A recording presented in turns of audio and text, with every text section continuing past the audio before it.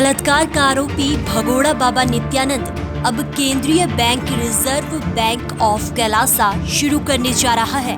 इसके पहले वह कैलासा नाम का एक अलग देश और उसकी कैबिनेट बनाने का दावा कर चुका है। जी हाँ, रेप के आरोपी बाबा नित्यानंद की भारतीय जांच एजेंसियां अभी तलाशी कर रही है, लेकिन वह अपने अज्ञात स्थान से नई घोषणाएं कर रहा है।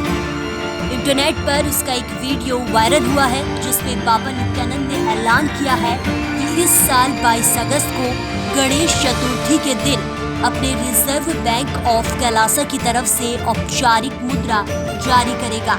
उसने बताया है कि उसका इस मामले में एक देश से करार हो गया है, जहां से उसके रिजर्व बैंक को होस्ट किया जाएगा, यानी वहीं से संचालित किया जाएगा। I have a great announcement. On Ganesh Chaturthi, with the grace of Ganapati, we are going to be revealing all the absolute complete details of Reserve Bank of Kailasa and the currencies. It's all ready. I'm just waiting for the auspicious day. I decided on Ganesh Chaturthi it will be revealed. The whole economy and economic policies, 300-page document, ready. With absolute designing currency, everything. See, designing currency, the economic strategy, how we are going to be doing internal currency usage and external world currency exchange, everything legally. Please understand, we signed an MOU with a nation hosting our Reserve Bank, and everything is legally, legitimately established. The Reserve Bank of Kailasa is legitimately already established with all the, it's like the structure is done based on Vatican Bank. It has two purposes. One, the Maha Kailasa's economy, handling it, and all the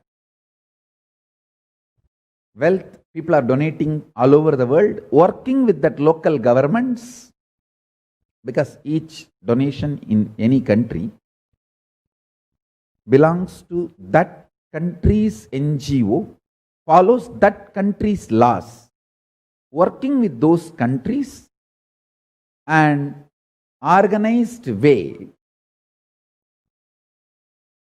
using that wealth to do the intended work for which that wealth was intended. So this whole structure is absolutely ready.